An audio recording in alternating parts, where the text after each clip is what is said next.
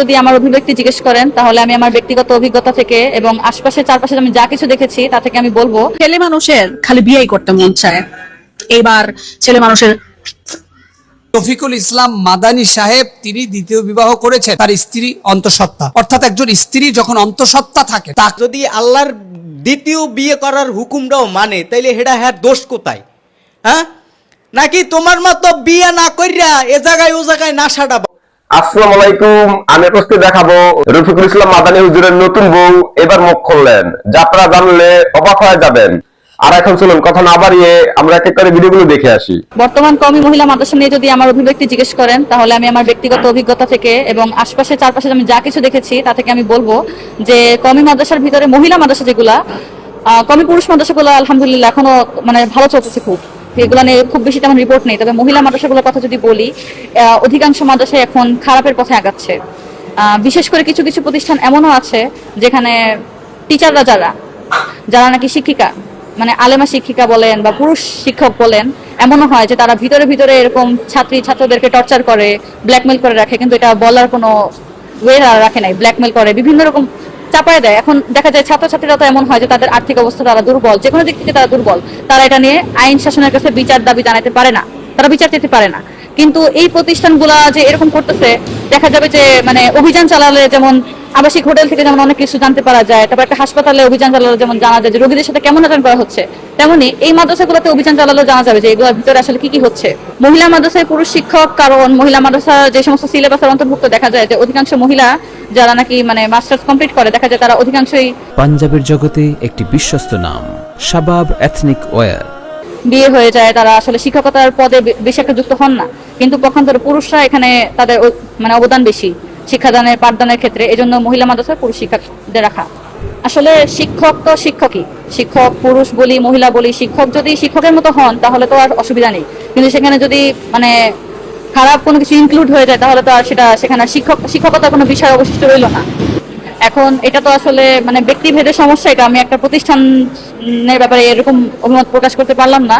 তবে আমি এটা বলবো যে স্কুল কলেজ মাদ্রাসা অধিকাংশ শিক্ষা প্রতিষ্ঠান এখন এমন হচ্ছে যে ছাত্রছাত্রীদেরকে এরকম দেখা যায় যে টর্চার করতেছে গোপনে, বিভিন্ন রকম এরকম ঘটনা তো আপনারাও শুনে থাকেন। তো এই জাতীয় ঘটনার জন্য দেখা যাচ্ছে যে খুবই কম প্রতিষ্ঠান এগুলো প্রকাশ পায়, এগুলো কিন্তু সহজে প্রকাশ পায় না। রফিকুল ইসলাম মাদানী সাহেব তিনি দ্বিতীয় বিবাহ করেছেন, তার স্ত্রী অন্তঃসত্ত্বা। অর্থাৎ একজন স্ত্রী যখন অন্তঃসত্ত্বা থাকে তাকে তালাক দেওয়ার ব্যাপারে ইসলামী শরিয়াতে নিষেধ আছে, এবং তালাক দিয়ে ফেললো সেই তালাকটা তার স্ত্রী অন্তঃসত্ত্বা থাকা অবস্থায় কার্যকর হবে না। কাশিমি হুজুর নামে একজন, তিনি একটা ম্যারেজ গ্রুপ খুলে নিয়েছেন যেখানে মাসনা বিবাহ করানোর জন্য তিনি মানুষকে উৎসাহিত করেন। স্ত্রী অন্তঃসত্ত্বা থাকা অবস্থায় দ্বিতীয় বিবাহ করা এবং সেই বিবাহকে কেন্দ্র করে আনন্দ উৎফুল্লিত করা। স্ত্রী অসুস্থ, খাদিজা বিনতে খুয়াইলিদ রাদিয়াল্লাহু তাআলা আনহা থাকা অবস্থায় পয়গম্বর মুহাম্মদুর রাসূলুল্লাহ সাল্লাল্লাহু আলাইহি ওয়াসাল্লাম কিন্তু দ্বিতীয় বিবাহ করেন নাই। রফিকুল ইসলাম মাদানী, তাকে নিয়ে আলোচনা হচ্ছে, সমালোচনা হচ্ছে, কথা হচ্ছে, বিভিন্ন মানুষ প্রশ্নবিদ্ধ করছেন যে কিভাবে পারে একজন আলেম এমন কাজ করতে। নানা প্রশ্নের সম্মুখীন সারা বাংলাদেশের আলেম, এবং আমি দেখেছি কিছু কিছু আলেম তো দ্বিতীয় বিবাহকে এমনভাবে উৎসাহিত করছেন যেন দ্বিতীয় বিবাহটা একটি ফরজ ইবাদত।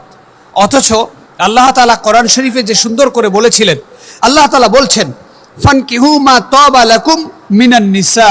আল্লাহ তাআলা বলছেন তোমরা তোমাদের পছন্দের নারীদেরকে বিবাহ করো, মাসনা ওয়া সুলাসা ওয়া রুবা। আল্লাহ তাআলা বলছেন যদি পারো সেটি দুটি হোক, সেটি যদি পারো তিনটি হোক, সেটি যদি পারো চারটি হোক। আল্লাহ তাআলা সংখ্যাও নির্ধারণ করেছেন, তোমরা চাইলে এরকম সংখ্যায় বিবাহ করতে পারো তোমাদের পছন্দনীয় নারীদেরকে। ফাইন খিফতুম আল্লাহ তাদিলু ফাওয়াহিদা। আল্লাহ বলছেন যদি তোমরা দেখো যে এদের মধ্যে সমবন্টন নীতি করতে পারবে না, তাহলে একটি নিয়ে সন্তুষ্ট থাকো। অর্থাৎ আল্লাহ তাআলা এই বিবাহকে বৈধতা দিয়েছেন, একের অধিক বিবাহকে আল্লাহ তাআলা সুযোগ দিয়েছেন পুরুষের জন্য। তবে আল্লাহ তাআলা কিছু নিয়ম, ন্যায় বিচার, নির্ধারিত আদল, অর্থাৎ আপনি যদি বিচার করতে না পারেন সে ব্যাপারে রেস্ট্রিকশন দিয়েছেন। এখন রফিকুল ইসলাম মাদানী সাহেব তিনি দ্বিতীয় বিবাহ করলেন, যদিও তিনি তার পোস্টে লিখেছেন তার চরিত্র হেফাজত করবার জন্য তিনি দ্বিতীয় বিবাহ করেছেন। এটাও লিখেছেন যে প্রথম স্ত্রী কষ্ট পাচ্ছে, কিন্তু আশা করি আল্লাহ তাআলার বিধান তিনি মেনে নেবেন। কিন্তু আমাদের প্রশ্ন দুটো, রফিকুল ইসলাম মাদানী সাহেব সহ বাংলাদেশের যে সকল আলেমরা দ্বিতীয় বিবাহের ব্যাপারে কথা বলছেন, নিঃসন্দেহে দ্বিতীয় বিবাহ ইসলামে বৈধ, তবে সেই দ্বিতীয় বিবাহের প্রক্রিয়াগুলো কেমন হবে? রাসূল আকরাম সাল্লাল্লাহু আলাইহি ওয়াসাল্লাম বিবাহ করেছেন বিভিন্ন ধর্মীয়, রাজনৈতিক, সামাজিক প্রেক্ষাপটে। সাল্লাল্লাহু আলাইহি ওয়াসাল্লাম বিবাহ করার নির্দেশনা দিয়েছেন কাদেরকে? বিধবা একজন নারী যার স্বামী নাই, যিনি তার স্বামীহারা জীবন পরিচালনা করছেন, তাকে দেখবার কেউ নাই, এই অসহায় নারীটাকে বিবাহ করা। ইভেন রফিকুল ইসলাম মাদানী সাহেব, অর্থাৎ যাকে নিয়ে আজকে আলোচনা হচ্ছে, সেই রফিকুল ইসলাম মাদানী সাহেব তিনি দ্বিতীয় বিবাহ করেছেন। তার স্ত্রী অন্তঃসত্ত্বা, অর্থাৎ একজন স্ত্রী যখন অন্তঃসত্ত্বা থাকেন তাকে তালাক দেওয়ার ব্যাপারে ইসলামী শরিয়াতে নিষেধ আছে, এবং তালাক দিয়ে ফেললো সেই তালাকটা তার স্ত্রী অন্তঃসত্ত্বা থাকা অবস্থায় কার্যকর হবে না, এমন শরীয়ী বিধান। সেখানে স্ত্রী অন্তঃসত্ত্বা থাকা অবস্থায় দ্বিতীয় বিবাহ করা এবং সেই বিবাহকে কেন্দ্র করে আনন্দ উৎফুল্লিত করা। স্ত্রী অসুস্থ, যে দ্বিতীয় বিবাহ করা, প্রথম স্ত্রী থাকতে দ্বিতীয় বিবাহ করা যাবে না, বা করা যাবে তবে প্রথম স্ত্রী থাকতে দ্বিতীয় বিবাহ না করাটা সুন্নত, এবং দ্বিতীয় বিবাহ কাদেরকে করব এই বিষয়গুলো উপস্থাপন করেন। সামাজিক জাতীয়ভাবে আমরা যারা সামাজিক কার্যবিধি পরিচালনা করছি, দেশের দশের দায়িত্ব নিয়েছি, আমরা যারা আল্লাহর পয়গম্বরের উত্তরসূরি হিসাবে সারা বাংলাদেশে বিস্তৃত দাওয়াতের কাজ করছি, যেখানে আল্লাহ তাআলা বলেছেন কওলাম মিম্মান দাআ ইলাল্লাহ, আল্লাহ বলছেন একজন দায়ীর থেকে দামি কথা আর পৃথিবীতে কে আছে যে সে আল্লাহর পথে মানুষকে ডাকে। তাহলে একজন দায়ীর কতটা সতর্ক হওয়া উচিত, যার মাধ্যমে মানুষ আদর্শ খুঁজে পাবে। আমার বোনরা অনেকে আছেন কষ্ট পায় যে হুজুরেরা এইভাবে কথা বলেন, হুজুরেরা কথা বলবেন সহনশীল সংবেদনশীলভাবে, তারা উপস্থাপন করবেন চমৎকার করে। আমার যে সকল বোনেরা আছেন তারা ইসলামের বিধান মানবে, যেহেতু তারা মানবে না, কোরআন শরীফের পরে 129 নম্বর আয়াতে আল্লাহ তাআলা আবার বলেছেন যে যদিও তারা এইটা সমবন্টন নীতি করা সম্ভব নয়, অর্থাৎ একজন নারী আর একজন নারীকে সহ্য করবে না, এটা আল্লাহ বলে দিয়েছেন। সেই জায়গায় আল্লাহ কৌশলগতভাবে আপনাকে সহযোগিতা করেছেন যে আপনি কিভাবে বিবাহ করবেন, কেমনে করবেন। তো রফিকুল ইসলাম মাদানী সাহেব তিনি এই যে আনন্দ করা, প্রেগনেন্ট স্ত্রী অন্তঃসত্ত্বা স্ত্রীকে রেখে তিনি আবার বিবাহ করা, এই মুহূর্তে অন্তত এটা সামাজিক দায়বদ্ধতার প্রশ্নবিদ্ধতা থেকে যায়, মানবতার প্রশ্নবিদ্ধ থেকে যায়। এবং আমরা যারা মানুষ হিসাবে নিজেদেরকে উপস্থাপন করছি, একজন পুরুষ তার স্ত্রীকে হৃদয় ভরে ভালোবাসবে। চরিত্রের প্রশ্নটা আমরা আশ্চর্য হয়েছি, একজন স্কলার হিসাবে তিনি চরিত্রের কথাও বলেছেন, কিন্তু চরিত্র হেফাজতের জন্য তো আপনার স্ত্রী রয়েছে, তাহলে অন্তঃসত্ত্বা স্ত্রী তিনি প্রেগনেন্ট, এর জন্য আপনি চরিত্র হেফাজতের জন্য আরেকজনকে বিবাহ করলেন, অথচ তিনি তো কিছুদিন পরে সুস্থ হবেন। তাহলে কি এইটা শুধুমাত্র একটা কারণ ছিল? এমন নানাবিধ প্রশ্ন কিন্তু মানুষের মধ্যে ঘুরপাক খাবে। এর জন্য আমাদের উচিত সহনশীল, সংবেদনশীল এবং আল্লাহ তাআলার বিধানের প্রকৃত যে সমাধান সেটা বের করে সঠিকভাবে রাসূল সাল্লাল্লাহু আলাইহি ওয়াসাল্লামের আদর্শের ভিত্তিতে সেটা চর্চা করা। ঠিকভাবে আমাদের প্রত্যেকের উচিত আল্লাহর বিধানকে গ্রহণ করা, হৃদয়ে ধারণ করা, এবং আল্লাহ তাআলার এই বিধানকে ক্যারি করে রফিকুল ইসলাম মাদানী সহ যারা আছেন তাদের প্রত্যেকের উচিত সুন্দর এবং শ্রেষ্ঠত্বের চাদরে উপস্থাপন করা। আল্লাহ তাআলা আমাদের প্রত্যেককে সহজ এবং সুন্দর জীবন উপস্থাপন করুক, এবং আমাদের স্ত্রীদের প্রতি আমাদের ভালোবাসা বৃদ্ধি করুক, এবং সেই সাথে স্ত্রীরাও যেন স্বামীদের প্রতি শ্রেষ্ঠত্বের উদাহরণ রাখতে। রফিকুল ইসলাম মাদানী সাহেবের ওয়াইফ যখন গর্ভবতী হয়ে সন্তান জন্মদানে ব্যস্ত, ওই সময় তিনি গুনাহের ভয়ে আরেকটি বিয়ে করেছেন।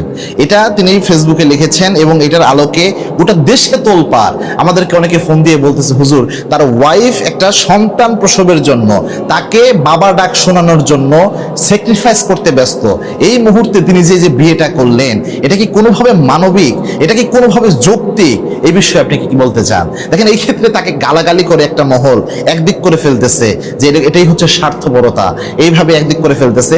আরেকটা মহল রয়েছে যে তাকে ফেরেশতা বানানোর জন্য উঠে পড়ে লেগেছে, এবং এটাকে সুন্নত সাবেত এবং এটাকে ফরজের অবস্থায় নিয়ে চলে যাওয়ার অবস্থা, যে এটা না করলে বুঝি ইমানই থাকে না, দ্বিতীয় বিয়ে না করলে, এরকম একটা মারাত্মক অবস্থা। দেখেন, দুই পক্ষই একটা জিনিস বোঝার চেষ্টা করেন। প্রথম কথা হচ্ছে, তিনি তার পার্সোনালি কি প্রবলেমের জন্য তিনি দ্বিতীয় বিয়ে করতে হয়েছে, সম্পূর্ণ বিষয়টা কিন্তু তিনি অনলাইনে নিয়ে আসেন নাই। তিনি শুধু এতটুকু বলেছেন তার নিজের প্রয়োজনে এবং গুনাহ থেকে বাঁচার জন্য তিনি এটা করেছেন। এটা এখানে এর মধ্যে আরো অনেক বিষয় থাকতে পারে, শুধু তার স্ত্রী সন্তান জন্মদানকালে ব্যস্ত, এই জন্য তিনি নিজে ধৈর্য ধারণ করতে পারতেছেন না, ব্যাপারটা এমন নাও হতে পারে। আমরা এক ঢালা যেন তার উপর দোষারোপ না করি। আরেকটা বিষয় রয়েছে যে যারা আবার এটাকে কেন্দ্র করে এটাকে একদম বাধ্যতামূলক সুন্নত বানায় ফেলতেছেন, আপনারাও কিন্তু মারাত্মক ভুল করছেন। মনে রাখবেন, সবার জন্য একাধিক বিয়ে না। আল্লাহ রাব্বুল আলামিন কোরআনে যখন বলেছেন যে ফানকিহু মা তাওবা লাকুম মিনান নিসাই মাসনা ওয়া সুলাসা ওয়া রুবা, যে 4টা বিয়ের কথা প্রথমে আল্লাহ বলছেন 2, 3, 4 তোমরা বিয়ে করতে পারো। বাট ফা ইন খিফতুম আল্লা তা'দিলু ফা ওয়াহিদা, যদি তোমরা ভয় পাও যে তোমরা জাস্টিস করতে পারবে না, অর্থাৎ ইনসাফ করতে পারবে না, তাহলে একটা। আরেকটা বিষয় দেখেন, আল্লাহর হাবিবের একটা হাদিস রয়েছে, যদি কোনো ব্যক্তি একাধিক বিয়ে করে আর ওই ব্যক্তি যদি উভয় স্ত্রীর মধ্যে সমতা বিধান করতে না পারে, অর্থাৎ ইনসাফ করতে না পারে, কিয়ামতের এই কঠিন ময়দানে in the day of judgement ওই ব্যক্তি আল্লাহর দরবারে এক অঙ্গ বিকলাঙ্গ হিসেবে কিয়ামতে উঠবে। তার মানে তার একটা অঙ্গ প্যারালাইজড থাকবে। সুতরাং একাধিক বিয়ে করা শুনতে যতটা মুখরোচক লাগে, যতটা মনে হয় একাধিক বিয়ে করলেই মনে হয় কত আনন্দ, ব্যাপারটা অনেক ক্ষেত্রে এতটা আনন্দবহ হয় না। এমনও হতে পারে কিয়ামতের দিনে এটা আপনাকে আসামের কাঠগড়ায় দাঁড় করাবে, আপনি যদি ইনসাফ করতে না পারেন। এবং দুনিয়াতে ভেজাল তো আছেই। আমার এক দাদা বলতো, এই দুনিয়াতে যারা 2 বিয়ে করে তাদের কবরের আযাব হবে না। তো প্রশ্ন করা হয়েছিল কেন হবে না, বলছে দুনিয়াতেই তার কবরের আযাব হয়ে যায় অনেক ক্ষেত্রে। যদি কোনোভাবে 2 ওয়াইফ বনিবনা মেন্টাল ওইভাবে ম্যাচ না করে, মেন্টালি যদি তারা একজন আরেকজনের সাথে শুট করতে না পারে, অনেক ক্ষেত্রে এত কষ্ট তাদের জীবনে চলে আসে। সুতরাং প্রিয় ভাইয়েরা, আমরা যেন ঢালাও ভাবে মনে রাখবেন, বিয়ের হুকুমটাই এমন। ওলামা একরাম আপনারা যদি ফিকার কিতাব দেখেন, কোনো ব্যক্তির জন্য বিয়ে করা ফরজ আইন হয়ে যায়, কোনো ব্যক্তির জন্য বিয়ে করা ফরজ, কোনো ব্যক্তির জন্য ওয়াজিব, কোনো ব্যক্তির জন্য সুন্নাহ, কোনো ব্যক্তির জন্য আবার বিয়ে করা হারাম হয় তার শারীরিক ফিটনেস বা অনেক দিক বিবেচনা করে। সুতরাং আমরা যেন জেনারেলাইজ না করি, অর্থাৎ সবার উপর ফতোয়া না চাপায় দেই, তাকে একদম ফেরেশতা বানায়া এটাকে একদম বাধ্যতামূলক সুন্নাহ যারা বানাচ্ছেন যে ওলামা একরামরা, যে এটা করতেই হবে, যারা করে না তারা সবাই জেনাকার, যারা করে না তারা সবাই চরিত্রহীন, এটাও ঠিক না। আবার তাকে নিয়ে গালিগালাজ করা, তাকে নারী লোহিত প্রমাণ করা, এই ধরনের যে আমাদের মনস্তাত্ত্বিক একটা কনসেপ্ট অনেকের রয়েছে, এটাও ঠিক না। কিছু কিছু বাঙালি আছে, এরা এতটাই বালপাক না যে আল্লাহর চাইয়াও বেশি বুঝে, যে আল্লাহ হারে সৃষ্টি করছে হে আল্লাহর চাইয়াও 1 গ্রেড বেশি বুঝে।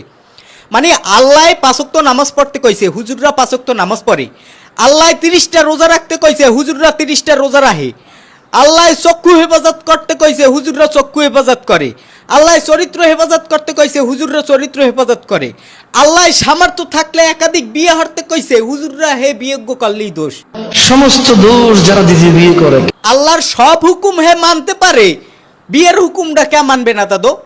তুমি নাই না মানো আল্লাহর হুকুম টুকুম মানো না, তুমি 2টা বিয়ে করলে তোমার সমালোচনা করতেই পারে। অথবা তুমি যদি আমারেও ধরো যে তুমি তো আল্লাহর সব হুকুম মানতে আসো না, তুমি কেন 2টা বিয়ে করলা, তুমি কে ইসলাম 2টা বিয়ে করতে কইছে হের দিনে করলা, তুমি আমার সমালোচনা করতে পারো। কিন্তু যে আল্লাহর বান্দায় আল্লাহর সব হুকুম মানে, সেইভাবে চলে, সেই আল্লাহর বান্দায় যদি আল্লাহর 2য় বিয়ে করার হুকুমটাও মানে, তাইলে হেডা হ্যার দোষ কোথায়? হ্যাঁ, নাকি তোমার মতো বিয়ে না কইরা এ জায়গায় ও জায়গায় নাশাটা পাবে? এখন তো যুগটা হইছে এমন, তুমি যাইয়া 5টা মাইলের লাগে পরকিয়া করো, 5 জায়গা যাইয়ে নাশাটা পাও, হাতে পাবলিকের কিছু আয় যায় না। তুমি একাধিক বিয়ে করলেই জ্বালাপোড়া। একাধিক বিয়ে করার আইনটা তো আল্লাহ করিয়ে দিয়েছে, তুমি তো আল্লাহর চাইয়ে বেশি বুঝো না। বোঝো, আল্লাহ মনে করছে যে পুরুষের একাধিক বিয়ে করা উচিত।